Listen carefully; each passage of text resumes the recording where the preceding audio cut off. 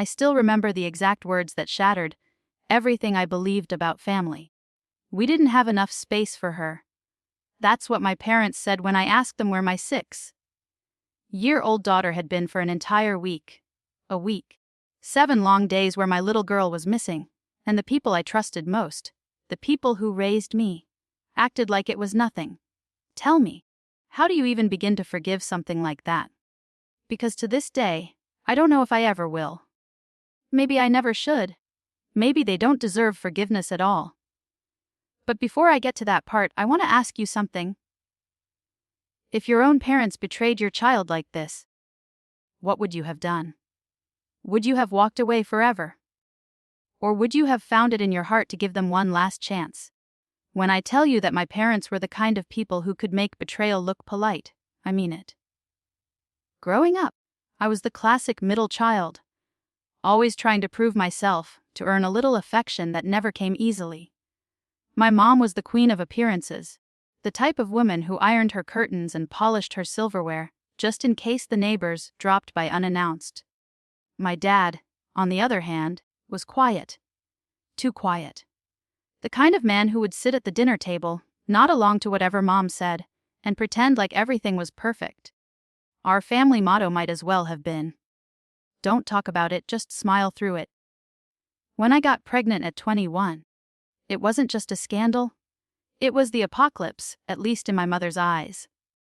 I still remember the look on her face when I told her. Her jaw clenched so tight I thought she might break her teeth. "You've ruined your life," she said. "And ours too." My dad didn't say anything. He just looked down at the table and kept stirring his coffee like he hadn't heard a thing.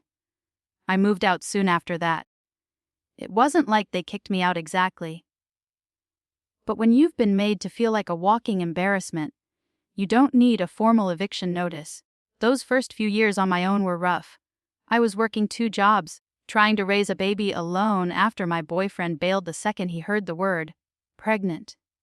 My daughter, Lily, was my everything. She had this smile that could melt through concrete and eyes, that always seemed to understand more than a 6-year-old ever should. Even when things got hard, and they got really hard sometimes, I kept going because of her. We were a team, me and my girl. Over time, I started to rebuild a relationship with my parents. Or at least, I thought I did. They'd come around sometimes, offer to babysit when I had a late shift. It wasn't often, but it was enough to make me think maybe they were trying. I told myself people can change, that maybe becoming grandparents had softened them. And honestly, I wanted to believe that. I wanted Lily to have grandparents. I never had that growing up, and I didn't want her to feel that same emptiness. Everything seemed fine, until the week that broke me. It started like any other Thursday. My boss called me in for an unexpected double shift. One of my coworkers had quit without notice. I was exhausted, but the extra money meant I could finally pay off Lily's school fees. So, I called my mom. She sounded perfectly normal when she picked up. "Of course. Sweetie," she said. "Drop her off. We'd love to have her for a few days. She's always such a joy." I remember packing Lily's little pink suitcase, tucking her favorite stuffed bunny inside. She was bouncing with excitement. "Are we gonna bake cookies, Grandma?" she asked. My heart felt lighter than it had in weeks. "Of course you will, sweetheart," I said. I hugged her tight and kissed her forehead, promising I'd pick her up in a couple of days. But 2 days turned into 3, and then 5. At first, I didn't think much of it. I called to check in, and my mom said Lily was having a blast, that she wanted to stay a little longer. I missed her, but I figured, okay, maybe she's just having fun with her grandparents. Then, on the 6th day, my calls started going to voicemail. Texts unanswered. I tried my dad's number, too. Nothing. By the 7th day, panic had replaced every rational thought in my head. I drove to their house. Heart pounding so hard it felt like it was shaking my ribs. I remember seeing their car in the driveway, the curtains drawn just like always, everything looking so painfully normal. I knocked once, twice, and then started pounding on the door. Finally, my dad opened it, blinking like I'd woken him up from a nap. "Oh, it's you," he said, stepping aside like nothing was wrong. "Where's Lily?" I asked, That's when my mom walked into the hallway, holding a dish towel and looking annoyed. Annoyed, not guilty, not surprised, just inconvenienced. "You didn't have to come all the way here," she said. "We were just about to call you." My stomach dropped. "Where is she?" She sighed, like I was being dramatic. "She's not here anymore." I think the world actually stopped spinning for a second. "What do you mean she's not here anymore?" "She's fine," my dad said quickly. "Your cousin Emily offered to take her for a few days. They've got more space, and the girls can play together. More space." I repeated, my voice shaking. "You sent my daughter away without telling me because you didn't have enough space." Mom shrugged. "You know how small this house is. And she was getting restless. It's not like she's in danger. Emily has kids. She's probably having fun." I can't even describe the kind of rage that crawled up my spine in that moment. My hands were trembling. I could barely see straight. I wanted to scream, to throw something, to make them understand how insane this was. But instead, I just said, very quietly, "Give me Emily's address." It took me 3 tries to get there, because my hands wouldn't stop shaking on the wheel. I called Emily on the way. She didn't answer either. When I finally pulled up outside her house, the lights were off. The driveway was empty. The place looked deserted. My heart dropped to the floor. I started banging on the door, calling out her name, but no one answered. I circled around to the backyard, and that's when I saw it. Lily's pink suitcase, sitting on the back porch, covered in dust and spiderwebs like it had been there for days. I can't even tell you what went through my mind in that moment. It felt like my body stopped working. I grabbed the suitcase and ran back to my car, dialing every number I could think of: my parents, Emily, even the local police. I filed a missing person report that same night. The officer looked at me with this mix of confusion and pity. "You're saying your parents gave your daughter to someone else without telling you?" he asked. I nodded, tears streaming down my face. "And now no one knows where she is." They started an investigation immediately. I barely slept. I kept seeing her face in my dreams. Her tiny hands clutching that bunny, her voice asking if Grandma would bake cookies. I felt like the worst mother in the world. 2 days later, the police found her. She was at a family friend's house. A woman my parents knew from church. Lily had been staying there the entire time, thinking it was some kind of sleepover. The woman said she thought I had given permission. She even said my mom had dropped Lily off with a smile and a "see you soon." When I saw Lily again, I broke down completely. She was safe, thank God, but she looked confused. "Why are you crying, Mommy?" she asked. I didn't even know how to explain it. How do you tell your child that the people you trusted most just gave her away? Like she was luggage they couldn't fit in the car. I went straight back to my parents' house, Lily in my arms, and I didn't even knock this time. I just walked in. My mom was sitting on the couch watching TV like nothing had happened. "Oh, you found her," she said, barely looking up. "Found her?" I screamed. "You lost her. You abandoned her? What the hell is wrong with you?" My dad came out from the kitchen, his face pale. "Now, honey, calm down." "Don't you dare tell me to calm down!" I snapped. "You handed over my daughter to strangers because you didn't have space. What does that even mean?" Mom stood up slowly, as if she were the one being attacked. "You're overreacting. She was never in danger. You're just trying to make us look bad." Make them look bad. That's all she cared about. Her image. Her reputation. Not my daughter's safety. Not my sanity. I think something inside me snapped right then. "You'll never see her again," I said. "Not now. Not ever." I left and I meant it. For weeks, my mom kept calling, leaving voicemails that started off defensive and ended up begging. "We didn't mean any harm," she'd say. "We thought we were helping. You've been so stressed lately. We wanted to give you a break." A break. That's what they called it. A break from my child. But here's the thing. Even after all that, even after every sleepless night and every tear I shed, a part of me still couldn't shake the guilt. What if they were right? What if I had been too tired, too distracted, too desperate for help to see the bigger picture? I hated that they had planted that seed in my mind, but it was there. About a month later, I got a letter from my dad. Not an email, not a text. A handwritten letter, like something out of another century. It said, "We know you're angry. We know we crossed a line. But please understand, your mother didn't mean any harm. She just wanted Lily to have some stability while you were working so much. We thought we were doing what was best." What was best? The same words they'd used my whole life to justify everything. Sending me to boarding school, forcing me into piano lessons I hated, shaming me for getting pregnant. It was always for my own good. And now, apparently, losing my daughter for a week was also for my own good. Still, I couldn't stop wondering. What would they have done if the police hadn't found her? If something had gone wrong? If she'd been hurt or scared or worse? And that's when the real nightmare began, because as I started digging deeper, I realized there was more to the story than I ever imagined. Before I tell you what I found, though, I need to ask. If you were in my shoes, would you have cut your parents off completely? Or would you have tried to understand why they did what they did? Because what I discovered next made me question everything. I thought I knew about them, about family, and about the lengths people will go to protect their secrets. When I said I started digging, I didn't mean I just asked a few questions or scrolled through old photos. I mean I really started digging. Phone records, messages, family connections, everything. Something about my parents' behavior during that whole ordeal just didn't sit right. My mom had always been manipulative, but this was something else. I couldn't shake the feeling that there was a reason behind what they did. A twisted, calculated reason they didn't want me to find out. After I got my dad's letter, I sat on my couch for hours staring at it.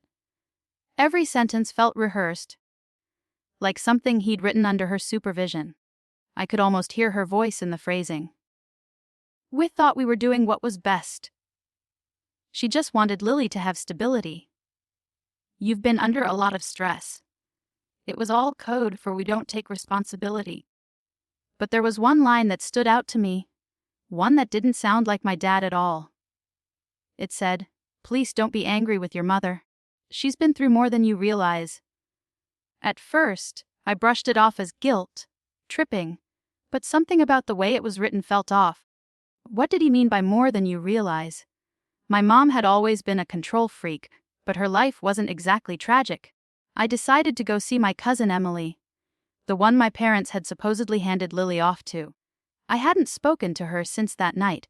I found Lily's suitcase abandoned on her porch. When she opened the door, she looked genuinely shocked to see me. "Oh my God, I've been meaning to call you," she said, pulling me inside. "I didn't know what was going on until the police came. Your mom just showed up with Lily and said you were sick, that you'd asked her to keep Lily for a while." I froze. She said I was sick. Emily nodded. "Yeah, she told me you were in the hospital, something about exhaustion or anxiety attacks. She made it sound like you needed rest. She even brought a note. Like a handwritten note that was supposedly from you. It didn't look like your handwriting. But I didn't want to question it." I felt my stomach twist. "Do you still have that note?" She went to a drawer and came back with a folded piece of paper. My name was signed at the bottom. My name. But it definitely wasn't my handwriting. It looked like someone had tried to imitate it. I couldn't breathe for a second. "She forged this," I whispered. "She forged my handwriting." That's when everything started clicking into place. The way my mom had insisted I leave Lily with her for a few days. The way she acted annoyed instead of panicked when I showed up. The defensive tone, the lies, none of it was accidental. She had planned it. But why? I decided I needed to talk to my dad alone. So, I drove to their house one evening after work. He answered the door looking nervous. My mom wasn't home, which was exactly what I wanted. "Dad," I said quietly, "I need you to tell me the truth. All of it." He wouldn't look me in the eye at first. "Your mother thought she was helping," he mumbled. "Be lying? By forging a letter," I snapped. "Be giving away my child. Dad?" "She told Emily I was sick. That I couldn't take care of my own daughter." He rubbed his face like he was trying to wipe away years of guilt. "She's not well?" he said finally. "She hasn't been for a while." That stopped me cold. "What do you mean not well?" He hesitated, then said, "She's been seeing someone. A doctor. She's paranoid. She thinks Lily's in danger when she's with you." My jaw dropped. "In danger? From me?" "She says you work too much, that you're exhausted, that you're unstable. She's convinced you're not fit to raise her alone." It felt like someone had ripped the floor out from under me. "So she tried to take her away from me." He didn't answer, and that silence was answer enough. Apparently, for months, my mom had been collecting evidence. Photos of Lily looking tired after daycare, messages I'd sent saying I was stressed. Even a picture of my apartment when it was messy after a long work week. She'd been building a case, trying to convince people I was an unfit mother. And not just people. She'd gone to a family lawyer. I found out later that she'd started the paperwork to petition for guardianship over Lily. My own mother was trying to take my child away from me legally. When I left that night, I was shaking so badly I had to sit in my car for 10 minutes before I could even drive. My head was spinning. Part of me wanted to confront her right then and there, but another part of me, the smarter part, knew I needed proof. So I started gathering my own. I requested copies of the police report. I contacted Emily. I even spoke with the woman from church who had unknowingly kept Lily. Every single person confirmed the same thing. My mother had lied to them, told them I was unstable, unwell, unable to care for my daughter. She was painting me as this irresponsible, neglectful mother, all while pretending to be the loving, selfless grandmother stepping in to help. And the worst part, she was good at it. Too good. She had the charm, the polish, the perfect words. People believed her. Even the police officer who handled the missing persons case admitted later. He'd wondered if something was off about me based on how she talked. I knew I couldn't let this continue. I got a lawyer, a good one, and filed for a restraining order. I also reported her for falsifying documents, including the forged note. It wasn't easy. The whole process made me feel sick, like I was going to war against my own mother. But it wasn't just about me anymore, it was about Lily. For weeks, my mom didn't respond. No calls, no messages, just silence. Then, one morning, I found an envelope taped to my front door. Inside was a photo, an old one, of me as a child, sitting on my dad's lap. On the back, she had written, "You'll understand one day when Lily does this to you." It was the creepiest, most passive-aggressive thing I'd ever seen. I threw it in a drawer and tried to forget about it, but it haunted me. Because underneath all the anger and betrayal, I kept wondering, why? Why did she feel the need to control everything, to destroy everything good in my life? I didn't get the full answer until about 6 months later. My dad called one night, sounding more broken than I'd ever heard him. "She's gone," he said. For a moment, I thought he meant she'd died. My heart dropped. But then he clarified, she left, packed up and moved out. Said she couldn't live in this house anymore, because it's full of lies. Apparently, after the restraining order went through, she'd spiraled. She started accusing him of betrayal, saying he'd taken my side. She became obsessed with the idea that everyone was plotting against her. Me, him, the neighbors, even her doctor. Eventually, she left town. No forwarding address, no goodbye. Just gone. Part of me felt relief. Another part, the small, stubborn part that still loved her, felt grief. Because even after everything she'd done, she was still my mother. For a while, things were quiet, peaceful, even. I focused on Lily, on rebuilding what she'd tried to tear apart. We moved to a new apartment, closer to Lily's school. I got promoted at work.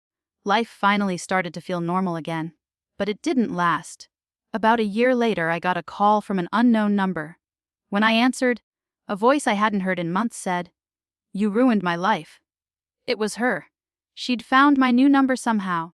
I could hear wind in the background, like she was calling from outside.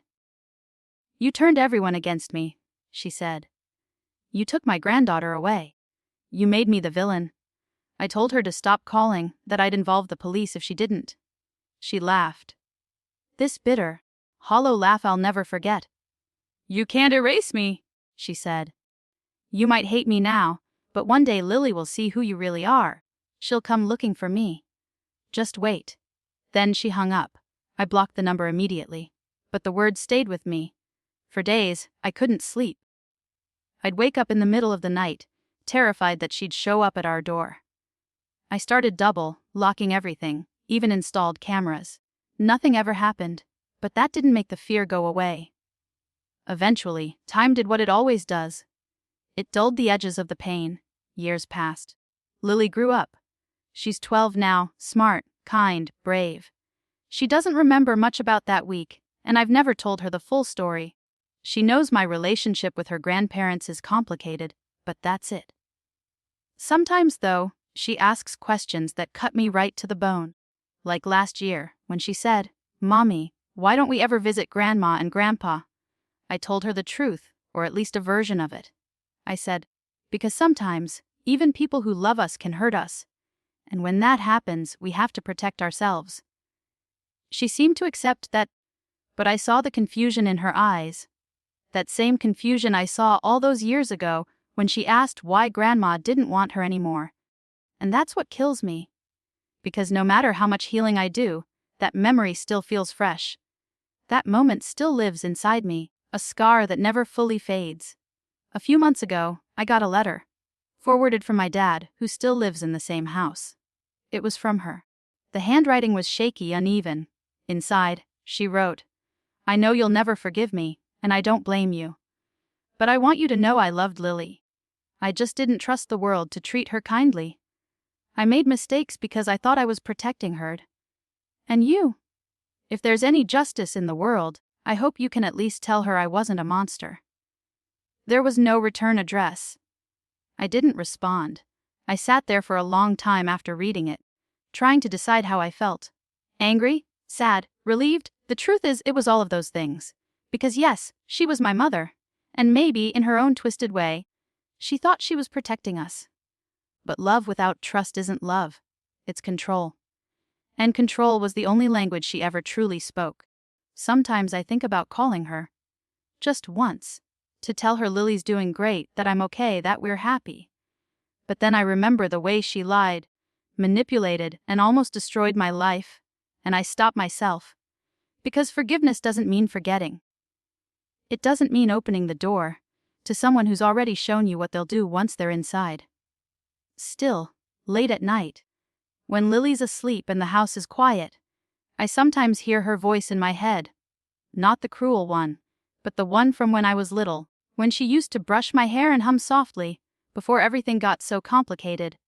And I wonder if maybe, just maybe, there was a version of her that could have been the mother and grandmother we both needed. So, that's the story. That's everything. And now I have to ask you, if you were in my position, what would you have done? Would you have let her back in, believing she was sick and meant no harm? Or would you have done what I did? Closed that chapter forever, no matter how much it hurt? Because for me, choosing peace meant choosing distance. Choosing safety meant choosing silence. I look at Lily now, 12 years old, full of life, laughter, and confidence. And I know I made the right choice. She'll never have to question whether she's wanted, whether she's loved, whether she belongs. She knows she does. She always will. And maybe that's enough.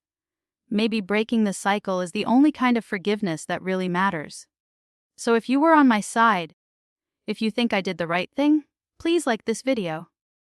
It really helps more people hear stories like mine. Subscribe if you want to hear more real life stories that prove family isn't always what it seems. And most importantly, tell me in the comments, would you have forgiven her? Or would you have walked away too? Thanks for listening. I'll see you all in the next story.